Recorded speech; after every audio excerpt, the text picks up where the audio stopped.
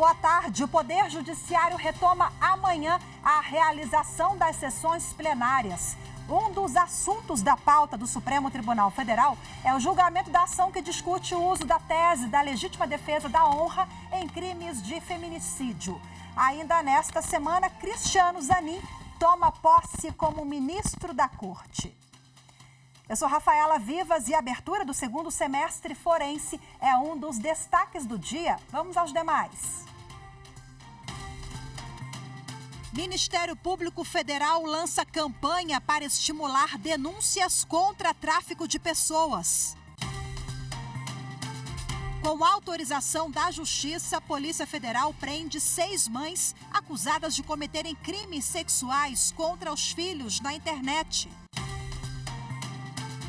E ainda, criminosos aplicam golpe em consumidores com uso de QR Code.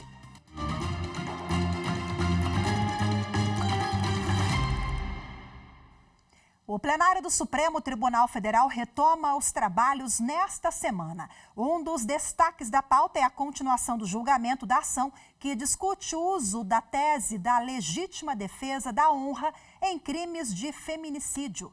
Os detalhes agora com a repórter Carolina Chaves. O tema chegou ao Supremo Tribunal Federal em uma ação apresentada pelo Partido Democrático Trabalhista.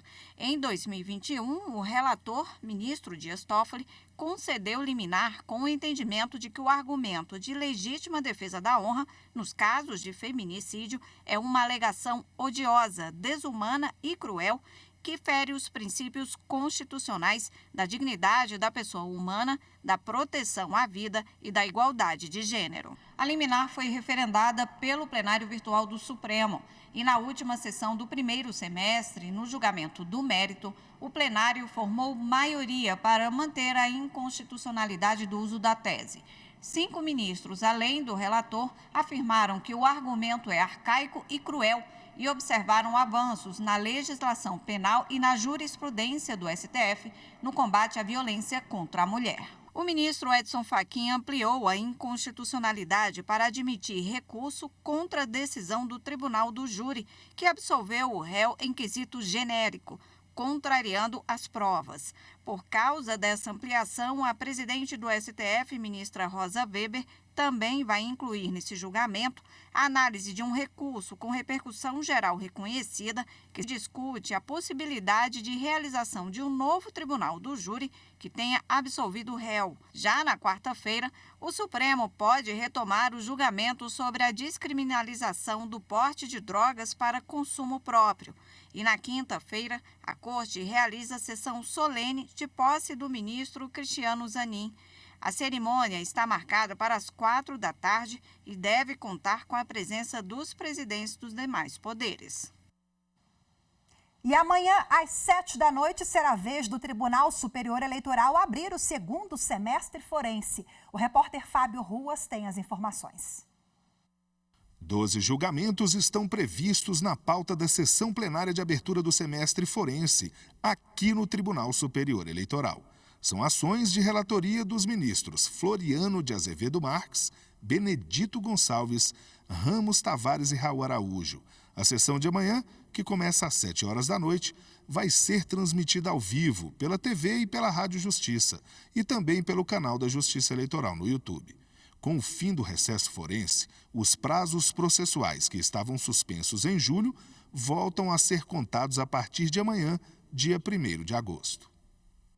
O ministro do Supremo Tribunal Federal, André Mendonça, determinou que o ex-executivo das lojas americanas, Miguel Gutierrez, deve comparecer à CPI na Câmara dos Deputados. O depoimento na Comissão Parlamentar de Inquérito que investiga a crise na empresa está marcado para esta terça-feira, 1º de agosto.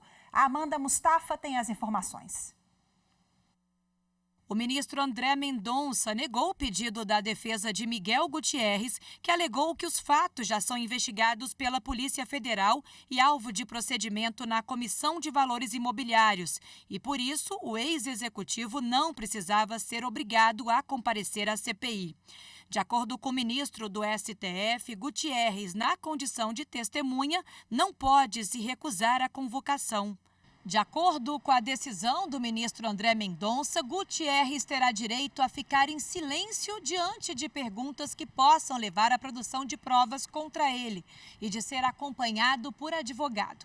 O ministro afirmou que nem mesmo as intimações feitas pela Comissão de Valores Imobiliários e pela Polícia Federal tratam o ex-diretor como investigado.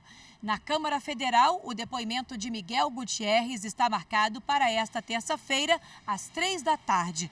A Comissão Parlamentar de Inquérito, instalada em maio deste ano, investiga o rombo contábil registrado nas lojas Americanas. O ministro Alexandre de Moraes, do Supremo Tribunal Federal, determinou a suspensão de decisões do Tribunal de Contas do Estado de São Paulo, que admitiram a contagem de tempo de serviço prestado durante o plano de combate à Covid-19 para a concessão de vantagens a servidores públicos de 2 municípios do estado.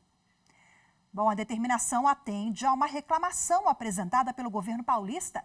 Os detalhes você confere agora com Anderson Arcoverde. Na ação apresentada ao STF, o governo de São Paulo argumenta que a decisão do Tribunal de Contas do Estado contraria entendimento do Supremo, que declarou a constitucionalidade das restrições impostas pela lei complementar que criou o Programa Federativo de Enfrentamento ao Coronavírus. A lei proibiu até 31 de dezembro de 2021 que estados, Distrito Federal e municípios criassem ou aumentassem auxílios, vantagens ou benefícios de qualquer natureza pagos aos servidores. Segundo o governo paulista, a orientação do Tribunal de Contas geraria efeitos em todo o funcionalismo e aumentaria as despesas com pessoal em 630 milhões de reais. Ao conceder a liminar, o ministro Alexandre de Moraes salientou que as restrições impostas pela lei que criou o Programa de Enfrentamento à Covid ainda devem ser observadas e que uma interpretação judicial que autorize o pagamento acumulado de benefícios que tiveram os requisitos preenchidos durante a suspensão contraria a intenção do Legislativo, que buscou o equilíbrio fiscal para combater a pandemia. A presidente do Tribunal de Justiça de Mato Grosso participou da abertura do primeiro encontro Converge Empresarial. O evento tem como objetivo capacitar operadores jurídicos que atuam na reestruturação de empresas por meio da técnica da mediação. Acompanhe agora na reportagem de Fernanda Fernandes.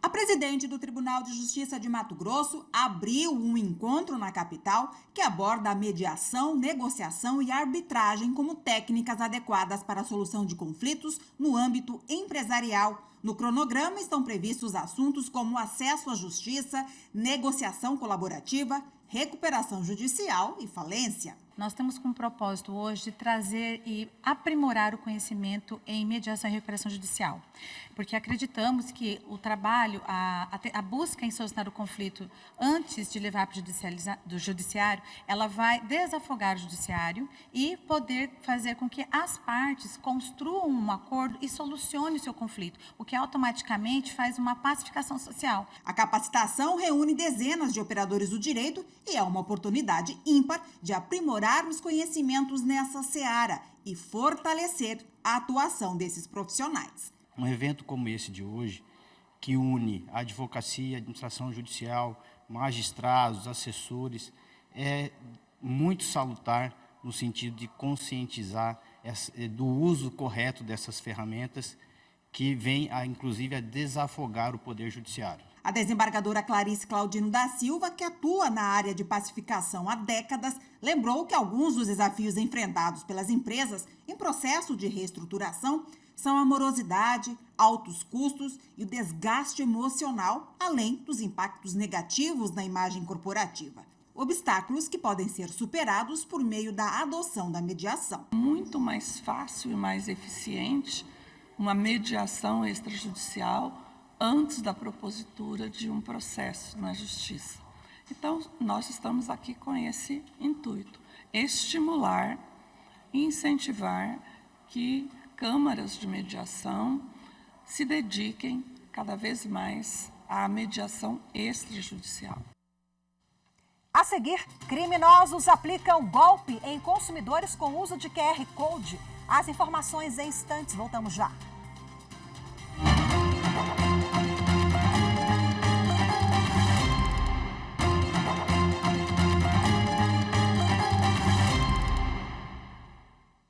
O avanço da tecnologia permite que as pessoas tenham acesso mais rápido aos sites. Uma dessas ferramentas é o QR Code, um código gráfico que facilita a vida de consumidores e também de criminosos para aplicar golpes. Vamos acompanhar na reportagem de Carolina Chaves. Esse código quadrado foi muito usado na pandemia da Covid-19 como forma de evitar o contato físico. O QR Code pode ser lido pela câmera do celular para acessar cardápios virtuais, fazer pagamento, baixar aplicativo ou para encaminhar o internauta direto para a página de uma empresa. Apesar desse recurso ser muito útil até hoje, é preciso ter cuidado. Tem criminoso usando a tecnologia para aplicar golpes. No ano passado, a polícia americana publicou um alerta sobre golpes que usam o QR Code para roubar as vítimas. Os criminosos criam códigos que parecem legítimos e redirecionam o usuário para sites mal intencionados, para uma conta, Pix ou boleto, cujo titular é o golpista. Os arquivos baixados por esse falso QR Code podem fazer com que os criminosos tenham acesso à localização e aos dados pessoais e financeiros do usuário. A polícia orienta que, ao ler um QR Code, a pessoa fique atenta ao endereço do site ao qual foi redirecionado para ter a certeza de que realmente pertence à empresa. Também evite realizar imediatamente uma operação financeira ou inserir dados após a leitura de um código recebido. Primeiro, confirme com a empresa ou com a pessoa que enviou o QR Code para saber se é golpe ou não. Bom, e quem vai falar sobre os cuidados que devemos ter ao utilizar o QR Code é o advogado que é especialista em direito digital, Carlos César Soares. Ele conversou com a repórter Carolina Chaves. Doutor Carlos, o QR Code, tem a capacidade de facilitar, entre aspas, o trabalho do golpista, no sentido de ser um mecanismo muito prático para aplicar golpes? Sim, o QR Code ele é um mecanismo que muitos golpistas utilizam, justamente pela facilidade de se alterar ali o beneficiário da transação, tá? Então, justamente por essa facilidade, as pessoas acabam não entendendo que aquele QR Code muitas vezes é fraudulento e acabam caindo ali num golpe, tá? Então, por conta da facilidade de alteração do destinatário final, isso acaba facilitando a empreitada aí dos criminosos. Agora, se um estabelecimento, se vale do QR Code para pagamento, um restaurante, por exemplo, e um criminoso substitui aquele código, o cliente deve ser ressarcido? Bom, nesse caso, nós temos o entendimento de duas formas, tá? Pela Justiça brasileira. Quando há falha interna, do estabelecimento, como um vazamento de dados, ou mesmo ali quando o criminoso tem dados sensíveis, por uma situação ali de privilegiada que algum funcionário, alguém do estabelecimento acabou repassando isso, há sim a possibilidade desse estabelecimento ser obrigado a indenizar a vítima, tá? Mas quando essa fraude acontece fora do estabelecimento, sem ali anuência ou qualquer tipo de relação com o golpe em si, a justiça normalmente entende aí que não há a responsabilização do estabelecimento justamente por ser algo fora e também por muitas vezes o consumidor não se atentar ali às condições mínimas de segurança, tá? Agora, o que respalda a vítima sobre esse tipo de crime, O Código de Defesa do Consumidor, apesar de ser de 1990, abarca essa questão, protege o consumidor? Sim, nós temos uma ampla defesa no Código de Defesa do Consumidor em relação aos consumidores, quanto à questão aí da qualidade e segurança do serviço, tá? Eu repito que quando há uma falha interna do estabelecimento, seja um banco, um estabelecimento comercial, uma empresa, há sim a possibilidade desse estabelecimento ser responsabilizado, tá? Isso é muito comum, às vezes, com vazamento de dados, enfim, e-mail, telefone, dados sensíveis, o golpista tendo posse daqueles dados, ele acaba sendo mais fácil de aplicar o golpe, porque a vítima acha que está falando ali com o operador oficial, muitas vezes, da empresa, Então, nesses casos, especificamente, há sim a proteção a nível do Código de Defesa do Consumidor e também, quando se fala aí de instituições financeiras, bancárias, a gente tem uma forte jurisprudência também nesse sentido do STJ. Ok. A gente citou na reportagem que até o FBI, né, a Polícia Federal dos Estados Unidos, publicou um alerta sobre golpes que usam QR Code para roubar pessoas, né? Quais são as dicas de prevenção válidas para ficar atento e evitar ser uma vítima?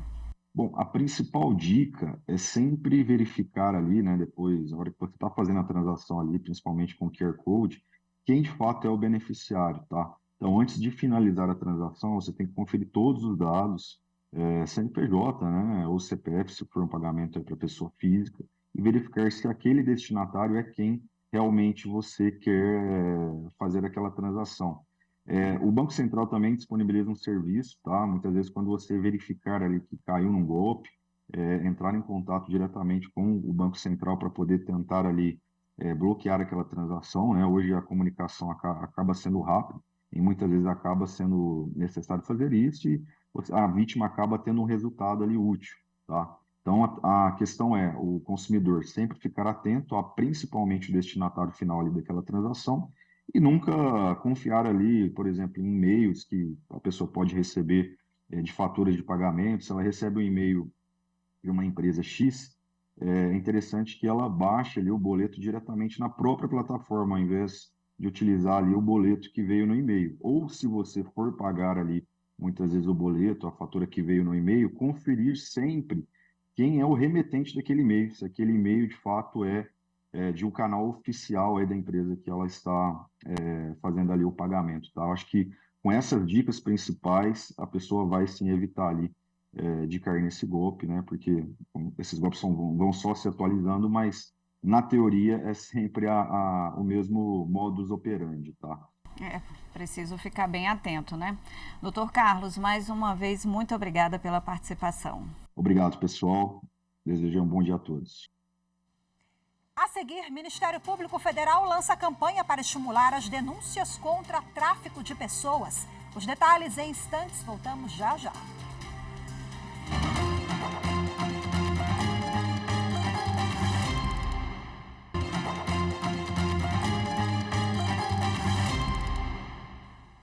O Ministério Público Federal lançou uma campanha para estimular as denúncias contra tráfico de pessoas. A ação é uma das medidas para marcar o Dia Mundial de Combate a esse crime, que é celebrado hoje. Acompanhe mais detalhes na reportagem de Pedro Canguçu. O tráfico de pessoas é uma das formas mais graves de violação dos direitos humanos. Ele atinge milhares de vítimas por todo o mundo. Segundo o Ministério Público do Trabalho, 90% das vítimas são homens, que são destinados ao trabalho escravo. E o Ministério Público Federal tem forte atuação. Foram realizados 40 procedimentos extrajudiciais, 148 inquéritos policiais e mais de 70 ações penais tramitando em primeiro e segundo graus. Até dia 30 de junho deste ano, foram 6 condenações. Esse número representa mais da metade do que todo o ano passado. Uma das principais dificuldades encontradas pelos órgãos é a subnotificação dos casos, principalmente por parte das vítimas. E há uma dificuldade das vítimas se entenderem como vítimas. Então, as vítimas, muitas vezes, elas se sentem culpadas, elas se sentem responsáveis, uma responsabilidade que não é delas, né? Então, a gente quer, com a nossa campanha do Movimento Nacional em Defesa dos Direitos das Vítimas, trazer essa consciência, esse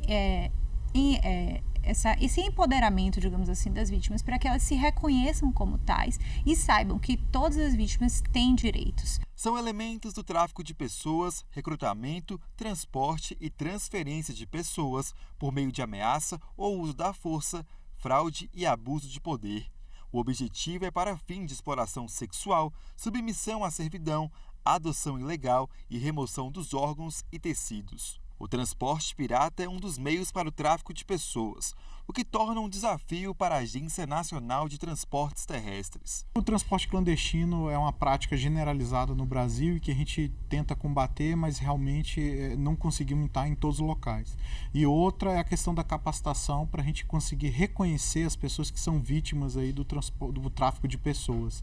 Então a gente tem um viés de transporte, mas a gente precisa ter uma capacitação específica para entender, compreender e reconhecer para poder tomar a providência, né, integrado com os demais órgãos. Para debater o assunto, o Conselho Nacional do Ministério Público promoveu uma roda de conversa sobre o tráfico de pessoas. A ideia é falar para a vítima que ela pode contar com a instituição nessa luta. É importante fazer a denúncia, né? Os canais de denúncia são inúmeros, né? E o Ministério Público é uma porta de entrada primordial e que pode auxiliar o cidadão. Então, assim, a gente quer deixar claro que se tem uma coisa que é o lema da nossa campanha, né? Que a vítima não tem culpa e que todas as vítimas têm algo em comum, que são direitos. Contem com o Ministério Público. O Ministério Público está presente para auxiliar as vítimas. A presidente do Superior Tribunal de Justiça, ministra Maria Tereza de Assis Moura, negou o pedido de liberdade de um suposto gerente do tráfico em Rio das Ostras e outros municípios do Rio de Janeiro. Caio Baltazar tem as informações. O homem é acusado de associação para o tráfico e porte ilegal de armas, juntamente com outras 18 pessoas, no âmbito da Operação Malificus, deflagrada pela Polícia Federal em conjunto com o Ministério Público do Rio de Janeiro, para desarticular a organização criminosa que seria integrada à facção Amigos dos Amigos. Em julgamento de habeas corpus, o Tribunal de Justiça do Rio de Janeiro manteve a prisão preventiva do acusado. A defesa, então, recorreu ao STJ com pedido de liminar e alegou, entre outras coisas, que o réu tem bons antecedentes e sofre de trombose, condição que exige o uso contínuo de medicação e repouso. Diante disso, pediu a libertação do acusado, ainda que com a adoção de medidas cautelares ou sua colocação em regime domiciliar. Ao negar o pedido, a ministra Maria Tereza de Assis Moura destacou que tanto o decreto prisional quanto o acórdão do TJ do Rio de Janeiro foram devidamente fundamentados e observou que o acusado possui anotações na ficha criminal e teria cometido outro crime após a decretação da prisão preventiva. A ministra ressaltou ainda que não foi demonstrado no processo que o ambiente prisional seja incapaz de oferecer suporte médico necessário. O mérito do habeas corpus será analisado pela 6ª turma. A Polícia Federal deflagrou na manhã de hoje uma operação para combater uma organização criminosa especializada no tráfico de drogas e na lavagem de capitais. Um integrante de facção criminosa que estava foragido foi preso em Ponta Porã, em Mato Grosso do Sul. Os policiais ainda cumpriram 11 mandados de busca e apreensão na cidade e um em Pinhalzinho, São Paulo, além do monitoramento por tornozeleira eletrônica de 6 investigados. Na ação, os policiais apreenderam armas, munições e dinheiro. A Justiça também determinou o bloqueio dos valores disponíveis em 11 contas bancárias de pessoas físicas e jurídicas e a suspensão das atividades de 4 empresas. Também foram apreendidos 16 veículos e 6 imóveis. Em outra operação, a Polícia Federal cumpriu mandados judiciais para combater crimes sexuais contra crianças na internet. A ação foi realizada nos estados do Ceará e Rio de Janeiro. As informações com Amanda Mustafa. Desde cedo, a polícia cumpre 6 mandados de prisão, uma medida cautelar de afastamento do lar e 6 mandados de busca e apreensão, todos expedidos pela Justiça Federal. Os alvos são mulheres que abusaram dos filhos e compartilharam as imagens na internet. De acordo com as investigações, elas foram identificadas nos arquivos apreendidos com o aliciador que convencia essas mães a produzirem o material e compartilhar com ele. O criminoso foi preso no ano passado e nos arquivos tinham também diálogos mantidos entre ele e as mulheres cooptadas. Hoje ficamos por aqui. Muito obrigada pela sua companhia. Uma ótima tarde. Excelente semana para todos nós. Até amanhã. Tchau, tchau.